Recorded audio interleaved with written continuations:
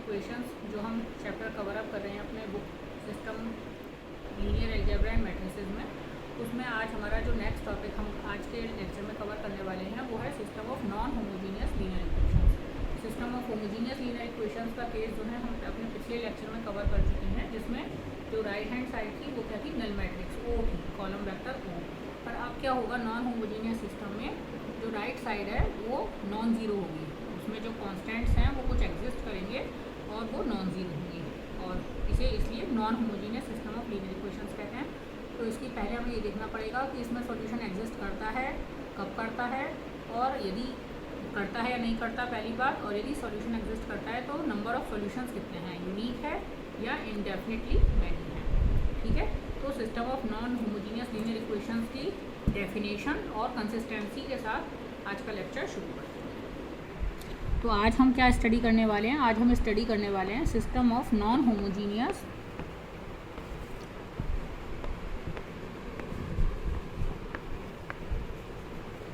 Linear equations.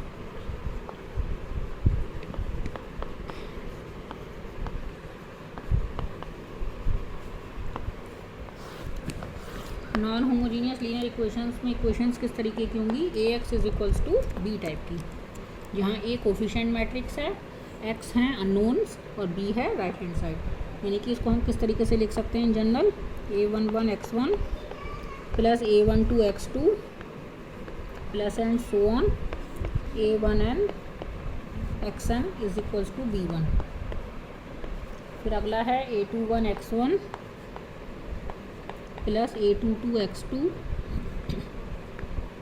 Plus and so on a2n xn is equals to b2।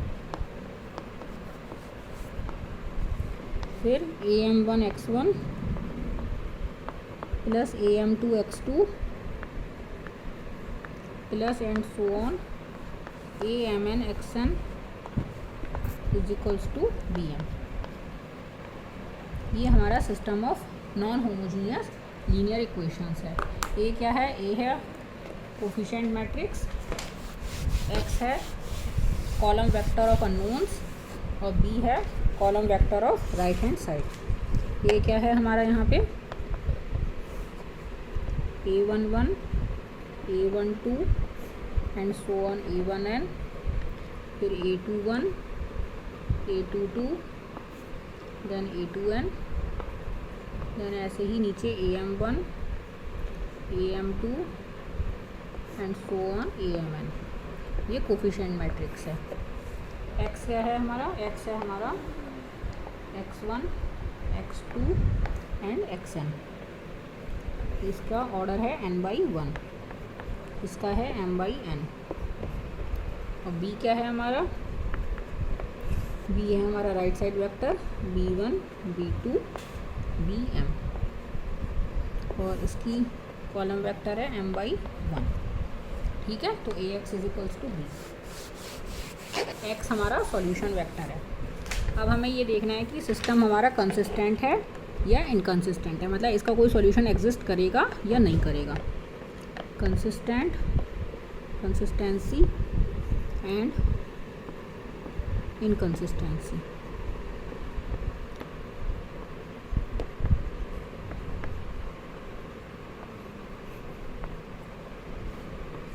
Consistency and inconsistency, इसमें क्या है, when there exist one और मोर solution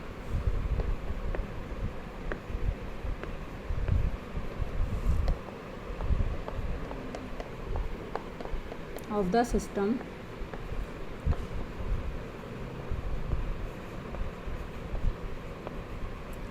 ax is equals to b, it is called consistent.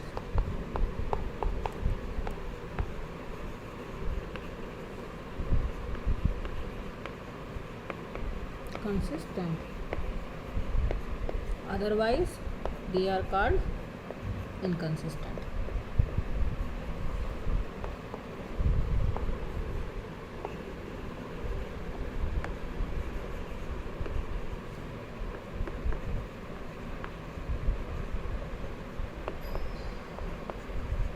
वरना उनको क्या कहते हैं, inconsistent. यदि हमारा जो सिस्टम ऑफ इक्वेशंस है A X is equals to B, इसका एक यूनिक सॉल्यूशन एग्जिस्ट करता है या एक से ज़्यादा सॉल्यूशन एग्जिस्ट करते हैं, कुछ भी हो सकता है, या तो एक सॉल्यूशन या एक से ज़्यादा सॉल्यूशन, तो उस सिस्टम को कहते हैं कंसिस्टेंट सॉल्यूशन।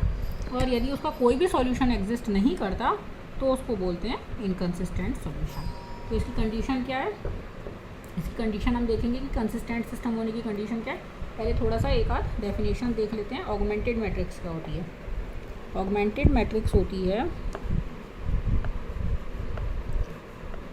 यदि हम मैट्रिक्स ए में एक कॉलम जोड़ दें बी, ए और एक पार्शल आप समझ लीजिए, जैसे कि आपने एक कर्टेन लगा रखा है, एक लाइन ड्रॉ कर रखी है इमेजिनरी, और उसमें आपने एक कॉलम वेक्टर बी और ऐड कर दिया, then this matrix A B is called, इस मैट्रिक्स ए में हमने एक आर्बिट्रेरी जो है एक कर्टेन टाइप का लगा लिया, एक आर्बिट्रेरी लाइन ड्रॉ कर लिया और हमने एक कॉलम वेक्टर ऐड कर दिया बी, तो इस मैट्रिक्स ए बी को क्या कहते हैं, ऑगमेंटेड मैट्रिक्स।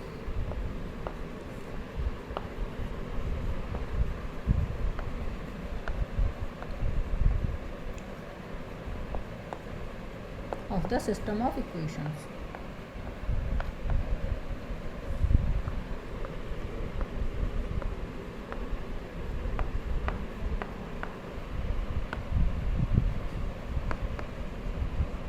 इसको सिस्टम ऑफ इक्वेशंस की क्या कहते हैं, ऑगमेंटेड मैट्रिक्स। अब हम थ्योरम देख लेते हैं जिससे हमें पता चलेगा कि कब हमारा सिस्टम कंसिस्टेंट है और कब हमारा सिस्टम कंसिस्टेंट नहीं है। Condition of consistency.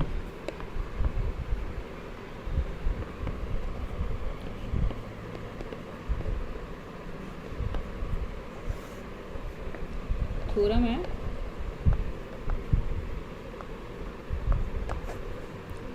The equation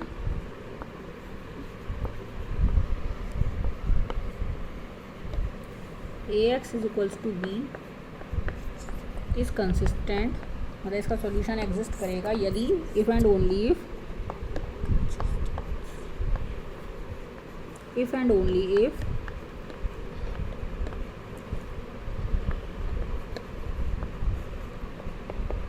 the rank of matrix A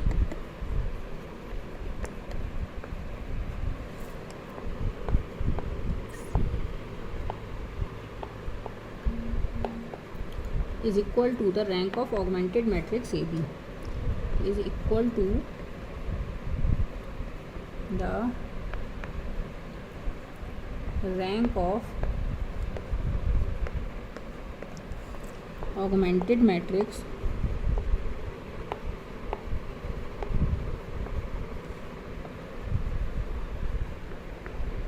AB, है ना। तो इसको बोलते हैं कंडीशन ऑफ कंसिस्टेंसी। अदरवाइज यदि ये नहीं हो रहा होगा तो हमारा सिस्टम इनकंसिस्टेंट होगा। तो प्रूफ देख लेते हैं इसका। इक्वेशन हमारा सिस्टम ऑफ इक्वेशन क्या है, A X is equals to B. Matrix A को हम किस तरीके से लिख सकते हैं, matrix A can be written as, matrix A can be written as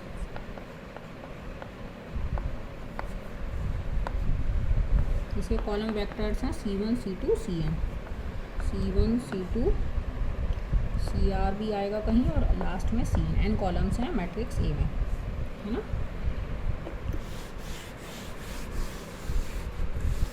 तो इक्वेशन 1 को आप कैसे लिख सकते हो, A X is equals to B, है ना। तो इक्वेशन 1 को आप ऐसे भी लिख सकते हो, ए को आप कॉलम वेक्टर्स के तौर पे लिख लो पहले, C1 C2 Cn, और सॉल्यूशन वेक्टर x को इस तरीके से x1 x2 xn, और ये बराबर में है आपके b।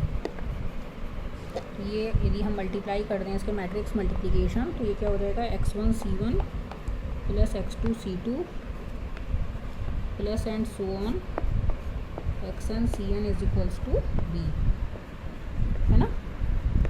अब हमारे पास आता है कि हम मान लेते हैं कि रैंक ऑफ ए क्या है, आर है।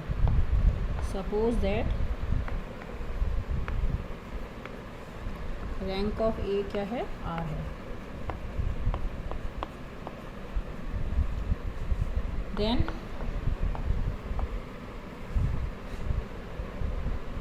it has are linearly independent columns, are linearly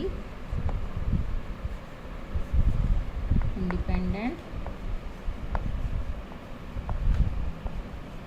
columns, है ना।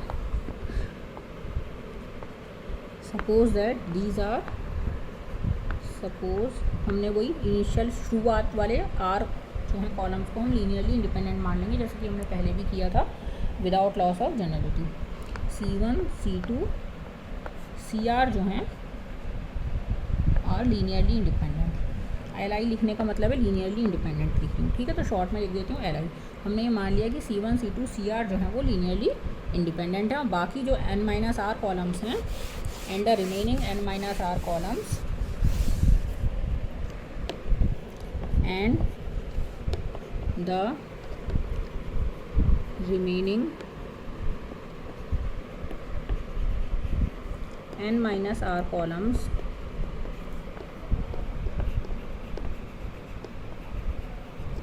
CR plus 1, CR plus 2 and so on Cn can be expressed as a linear combination of these, can be expressed as a linear combination of, उन पे linearly dependent है और यानी कि उनके linear combination के तौर पे लिखे जा सकते हैं, लीनियर कॉम्बिनेशन ऑफ दीज।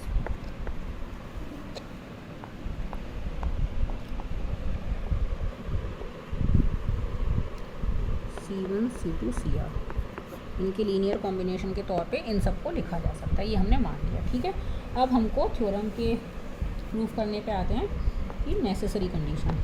ये डबल इफ़ की थ्योरम है, तो नेसेसरी और सफिशिएंट दोनों चीज़ें आपको प्रूफ करनी पड़ेंगी।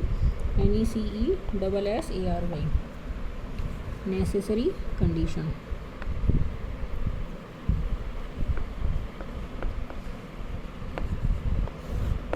हमने मान लिया कि सिस्टम हमारा कंसिस्टेंट है। Suppose that the given system of equation is consistent.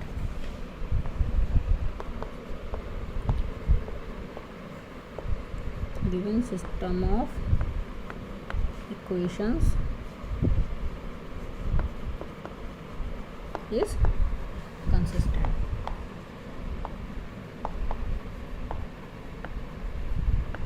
है ना। यदि सिस्टम कंसिस्टेंट है तो उसका कोई सॉल्यूशन वेक्टर एग्जिस्ट करता है, तो वो सॉल्यूशन वेक्टर हमने मान लिया कि K1 K2 Kn है, and let K1 K2 Kn be solution vector, K1 K2 Kn be solution vector. Consistent है यानी कि सॉल्यूशन एग्जिस्ट करता है, सॉल्यूशन एग्जिस्ट करता है तो हमने मान लिया कि वो एक सॉल्यूशन वेक्टर हमारा क्या है, K1 K2 Kn। तो जब K1 K2 Kn एक सॉल्यूशन वेक्टर होगा तो उसको सेटिस्फाई करेगा, तो सेटिस्फाई करेगा तो किस तरीके से लिख सकते हो आप इस तरीके से लिखते हो C1 C2 Cn K1 K2 Kn is equals to B, ऐसे लिख सकते हो ना। सॉल्यूशन है तो इक्वेशन को सेटिस्फाई करेगा। तो क्या आ गया, K1 C1 plus K2 C2 plus and so on Kn Cn is equals to B, यानी कि B is a linear combination of C1 C2 Cn। इसका मतलब क्या हो गया कि B can be written as ए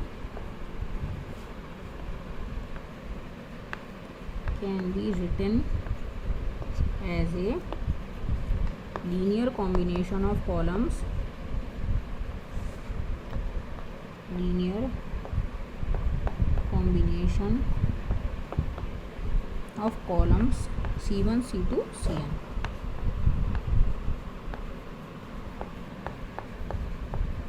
इनके लीनियर कॉम्बिनेशन के तौर पे लिखा जा सकता है, लेकिन इसमें जो C1 C2 CR तक हैं वो तो लीनियरली इंडिपेंडेंट हैं, और जो CR+1 CR+2 से लेके Cn तक कॉलम्स हैं वो खुद ही C1 C2 CR के लीनियर कॉम्बिनेशन के तौर पे लिखे जा सकते हैं।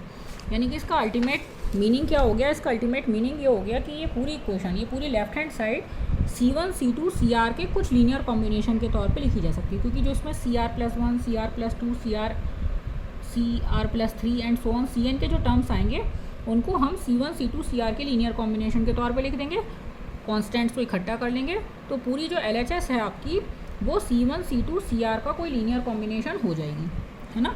तो यानी कि B क्या होगा अल्टीमेटली, वो C1 C2 CR का लीनियर कॉम्बिनेशन हो जाएगा, और यही कंडीशन हमारी नेसेसरी थी। मतलब B यदि आपका C1 C2 CR का लीनियर कॉम्बिनेशन हो गया तो इसका मतलब है कि ऑगमेंटेड मैट्रिक्स AB की रैंक भी R हो जाएगी, क्योंकि उसमें R लीनियरली इंडिपेंडेंट कॉलम्स बचेंगे और बाकी सारे कॉलम्स C1 C2 CR पे डिपेंड कर रहे होंगे। तो जो ऑगमेंटेड मैट्रिक्स AB है उसकी रैंक R हो जाएगी। तो आपकी जो कंडीशन नेसेसरी है वो प्रूफ हो जाएगा पहला पार्ट। तो इसको ज़रा मुझे वर्बली तो मैंने आपको बता दिया, राइटिंग में मुझे बस इन बातों को लिखना है अब, है ना। बट क्या है हमारा CR+1, CR+2, CN are themselves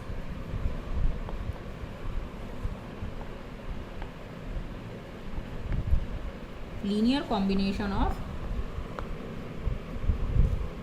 C1 C2 CR, है ना, क्योंकि रैंक A की क्या है, R है। Linear combination of C1 C2 CR, hence whole of LHS becomes a linear combination of C1 C2 CR, hence LHS becomes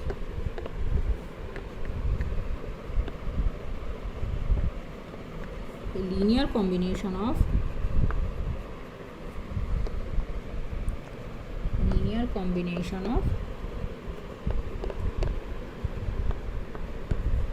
C1 C2 CR। और ये linear combination B के बराबर है। इसका क्या मतलब होगा कि B इन वेक्टर्स पे डिपेंडेंट है, और इसका मतलब हो गया B is linearly dependent on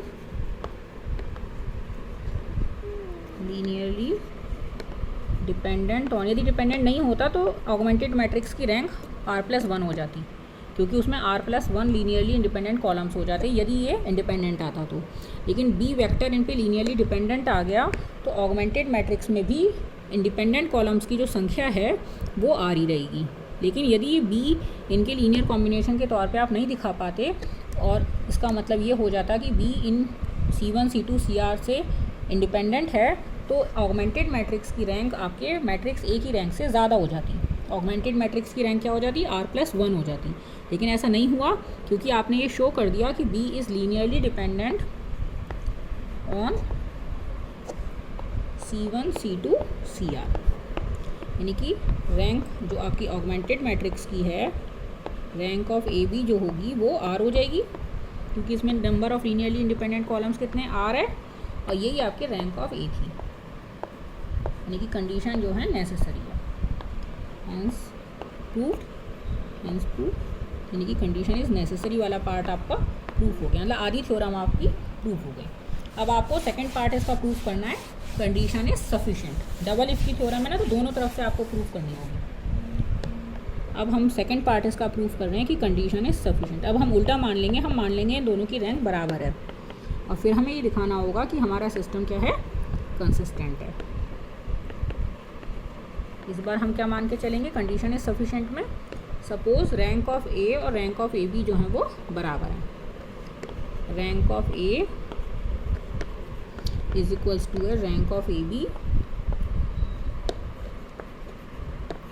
अब हमको ये दिखाना है कि हमारा सिस्टम क्या है, कंसिस्टेंट है। तो इसकी रैंक को हम R मान लेते हैं। इसको R मान लेने के बाद क्या होगा कि दिस सिस्टम, इसका मतलब हो गया it means AB has, it means A, चलो पहले ये लिख लेते हैं, A एंड AB दोनों में ही have R linearly independent columns. इन दोनों में number of linearly independent columns कितने हैं, R हैं। इसका मतलब ये हो गया दोनों की रैंक बराबर है, तो यानी कि दोनों में number of linearly independent columns R हैं। तो वो जो R कॉलम्स हैं लीनियरली इंडिपेंडेंट, वो डेफिनेटली A के ही कॉलम होंगे, क्योंकि भाई A की रैंक भी R है, तो A में R लीनियरली इंडिपेंडेंट है, और A पूरा का पूरा इस मैट्रिक्स के अंदर है ही, तो इसमें भी आर है लीनियरली इंडिपेंडेंट, तो ये आर कॉलम्स जो होंगे इसमें वो ए वाले ही कॉलम्स होंगे, इसके अलावा होने की गुंजाइश ही नहीं है, क्योंकि आपको ए के अंदर भी आर लीनियरली इंडिपेंडेंट कॉलम्स रखने हैं और ए बी के अंदर भी आर लीनियरली इंडिपेंडेंट कॉलम्स रखने हैं, तो वो सेम ही हो सकते हैं, क्योंकि ए के अलावा का कोई कॉलम यदि आप उसमें इंक्लूड करेंगे लीनियरली इंडिपेंडेंट में तो फिर वो यहाँ कम हो जाएंगे, ए में आर नहीं हो पाएंगे फिर। तो इसलिए जब ए में भी आर लीनियरली इंडिपेंडेंट है तो वो आर लीनियरली इंडिपेंडेंट यहाँ भी आ गए, क्योंकि मैट्रिक्स पूरी ए यहाँ आ गई, और इसमें भी आ रही हैं, तो किसी नए वेक्टर को इंक्लूड करने की कोई गुंजाइश नहीं है। तो हम ये मान लेते हैं कि C1 C2 CR जो आर के कॉलम्स हैं, columns of A R those columns of A R linearly independent.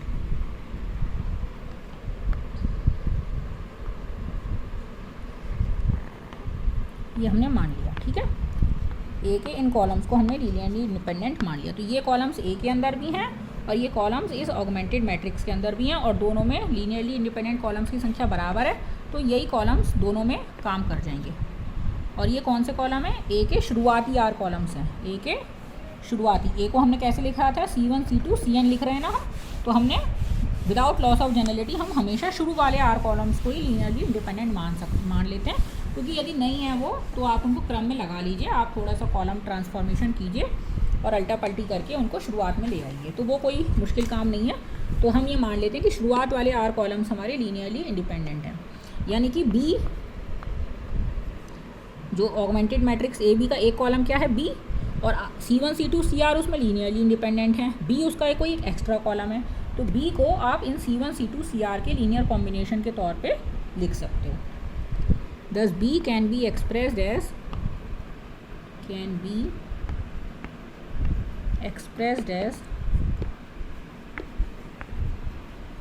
B को कुछ कॉन्स्टेंट्स मान लो, अल्फ़ा 1 मान लो, कुछ भी मान लो, alpha 1 C1 plus alpha 2 C2 plus alpha 8 CR के तौर पे आप लिख सकते हो, है ना, क्योंकि C1 C2 CR उसके लीनियरली इंडिपेंडेंट कॉलम्स हैं और B उसका कोई अदर कॉलम है।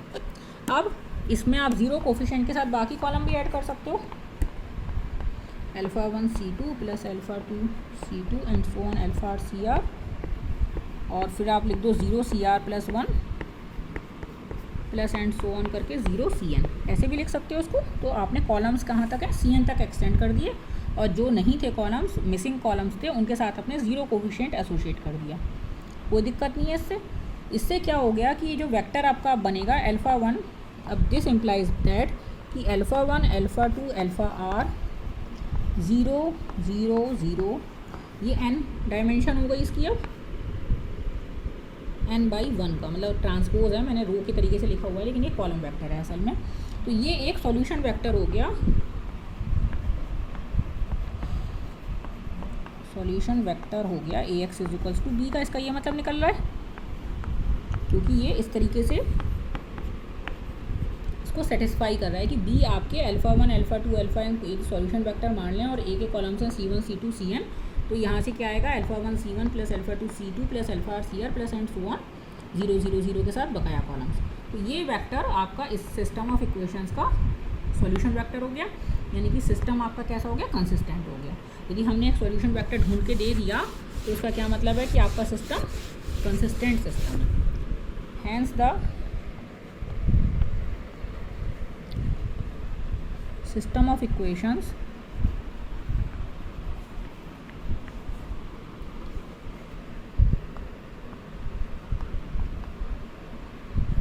Ax = b is consistent। Consistent से आपको ये पता चल रहा है कि कम से कम एक सॉल्यूशन जरूर एग्जिस्ट करेगा। अब कम से कम एक करेगा या एक से ज़्यादा करेंगे, ये अभी हमारा फर्दर इन्वेस्टिगेशन का इशू है और जिसको अभी हमें देखना है, ठीक है। कंसिस्टेंट से आपको ये नहीं पता चल रहा कि कितने सॉल्यूशन एग्जिस्ट करेंगे, कंसिस्टेंट से आपको सिर्फ ये पता चल रहा है कि कम से कम एक सॉल्यूशन एग्जिस्ट करेगा, और यदि सिस्टम इनकंसिस्टेंट है तो उसका मतलब है कि कोई सॉल्यूशन एग्जिस्ट नहीं करेगा। अब हम रैंक के ऊपर ये सब बातें डिसाइड करती हैं। यदि रिमार्क्स में आप लिख सकते हो इसको, और या आप कह लो जनरल जो हमारा IQ है उससे हम ये कंक्लूड कर सकते हैं, या 2-4 स्टेप लिख के थ्योरी में भी कंक्लूड कर सकते हैं कि कब कब कैसा होगा। यदि नंबर 1 पॉइंट, यदि rank of A is equals to rank of A B, तो है ही वो आर तो है ना। अब आर की वैल्यू क्या जाती है इस पर डिपेंड करता है। Number 1, if R is equals to N, number of unknowns के बराबर है, यदि ये रैंक जो है वो नंबर ऑफ अननोन्स के बराबर है, तो सॉल्यूशन कैसा होगा? यूनिक होगा। Solution will be unique. यदि ये बराबर नहीं है तो कोई सॉल्यूशन एग्जिस्ट ही नहीं करना, है ना। यदि रैंक ऑफ ए और रैंक ऑफ ए बी बराबर नहीं है तो सिस्टम इनकन्सिस्टेंट है, ये तो हम पहले ही कह चुके। तो अब हमने सिस्टम कंसिस्टेंट के केसेस कंसीडर कर रहे हैं हम। तो कंसिस्टेंट है यानी कि ये दोनों रैंक्स बराबर हैं। अब इफ़ सिस्टम इज़ कंसिस्टेंट, तो ही बातें हो रही हैं ये आगे, ये निकालने के लिए कि कितने सॉल्यूशन एग्जिस्ट करेंगे। System is consistent and rank of A और रैंक ऑफ ए बी बराबर है आर के, तो तब के केसेस हैं। तो सॉल्यूशन इज़ यूनिक। यदि ये नंबर ऑफ अननोन्स के बराबर है आर, तो सॉल्यूशन कैसा होगा? एक होगा सिर्फ, सिंपल वन सॉल्यूशन। यदि आर की value, if R is less than N, यदि जो रैंक है वो नंबर ऑफ अननोन से कम है, तो जैसे पिछले केस में था, तो हमारे n माइनस आर सॉल्यूशंस जो होंगे, n minus R independent solutions होंगे, इंडिपेंडेंट सॉल्यूशंस होंगे। यानी कि n माइनस आर वेरिएबल्स को आप अपनी मर्जी की वैल्यू दे सकोगे और बाकी सॉल्यूशंस इसमें इन n माइनस आर वेरिएबल्स पे डिपेंड करेंगे। तो नंबर ऑफ इंडिपेंडेंट सॉल्यूशंस हो जाएंगे n माइनस आर, यानी कि टोटल नंबर ऑफ सॉल्यूशंस कितने हो जाएंगे? Infinite. And rest solutions will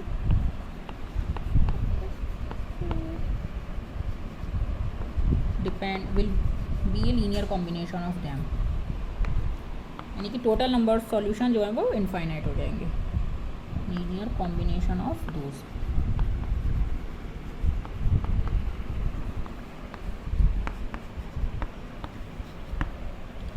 कि total number of solutions will be infinite. Total number of solutions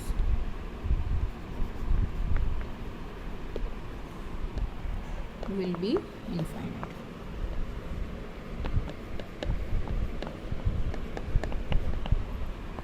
N minus r variables can be given arbitrary values.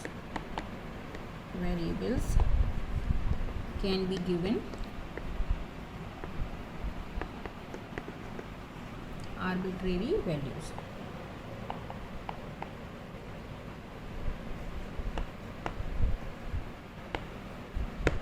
तीसरा point है, यदि m जो है वो n से कम हो, यानी कि नंबर ऑफ इक्वेशंस कम है और नंबर ऑफ अननोन्स ज़्यादा हैं। तो अभी हमें एक चीज़ ये भी पता है कि जो रैंक होती है r, रैंक ऑफ a, तो लेस देन और इक्वल टू होती है m, n की, है ना। नंबर ऑफ रोज से भी कम और नंबर ऑफ कॉलम से भी कम, या एटमोस्ट उसके equal. r is less than और इक्वल टू होता है m और n के मिनिमम के, दोनों से ही कम होता है मतलब ना। तो r इज़ लेस देन और इक्वल टू m होता है और r इज़ लेस देन और इक्वल टू n होता है। r इज़ लेस देन और equal to m, r is less than और इक्वल टू n। अब m खुद n से कम है, तो इस दोनों इनइक्वालिटीज़ को आपस में आप मिला सकते हो और इन इनइक्वालिटीज़ को मिला के आप क्या लिख सकते हो कि r इज़ लेस देन और equal to m less than n, क्योंकि m is less than n आपको दिए रखा है। तो इसका क्या फ़ायदा हुआ इस लाइन को लिखने से? इसका मतलब हो गया कि r is less than n है इस केस में ऑटोमेटिकली, यानी कि कैसे सॉल्यूशन एग्जिस्ट करेंगे? इनफाइनाइट सॉल्यूशन एग्जिस्ट करेंगे। Infinite number of solutions will exist. ये बहुत रिवॉल्यूशनरी है। ये इससे क्या पता चल रहा है आपको कि यदि आपके नंबर ऑफ अननोन्स ज़्यादा हैं और नंबर ऑफ इक्वेशंस कम है, यानी कि 2 इक्वेशंस हैं एंड 3 अननोन्स, सपोज दैट आपके पास 3 अननोन्स को सॉल्व करने के लिए सिर्फ 2 इक्वेशंस दी हुई हैं, तो क्लियर है कि उसके इनफाइनाइटली मैनी सॉल्यूशंस एग्जिस्ट कर जाएंगे। फिर आपको कुछ करना ही नहीं है, आप डायरेक्ट कह सकते हो कि इसके तो भाई इनफाइनाइट सॉल्यूशन एग्जिस्ट करेंगे, क्योंकि हमें जो जो जानकारी दी हुई है वो कम दी हुई है और नंबर ऑफ़ अननोन्स हमारे ज़्यादा हैं। हमें कह रहे हैं 3 अननोन्स निकालो और हमें इक्वेशंस कितनी दी हुई हैं, सिर्फ 2 दी हुई हैं। तो इसके बहुत सारे सॉल्यूशन एग्जिस्ट कर सकते हैं। हम एक किसी कांस्टेंट को आर्बिट्रेरी वैल्यू दे सकते हैं, मान लो z को, और x y की वैल्यू फिर उस पर डिपेंड करेगी। ठीक है, ऐसे ही आपको यदि 3 इक्वेशंस इन 4 अननोन्स दी हुई हैं तो उस सिस्टम के भी infinite number of solutions exist करेंगे। ये मल्टीपल चॉइस के पॉइंट ऑफ व्यू से बहुत इंपॉर्टेंट रिजल्ट है कि यदि m is less than n है तो उस सिस्टम में guaranteed infinite number of solutions exist करेंगे। ये मल्टीपल MCQ के जो क्वेश्चंस आएंगे आपके, उस लिहाज से ये जो रिज़ल्ट है आपको याद रखने लायक है। ठीक है, तो यहाँ पे आज का जो थ्योरम्स का काम था इस चैप्टर से related, non homogeneous system of equation से रिलेटेड जो थ्योरम्स हमको कवर अप करनी थी वो सब हमने आज के लेक्चर में कर ली।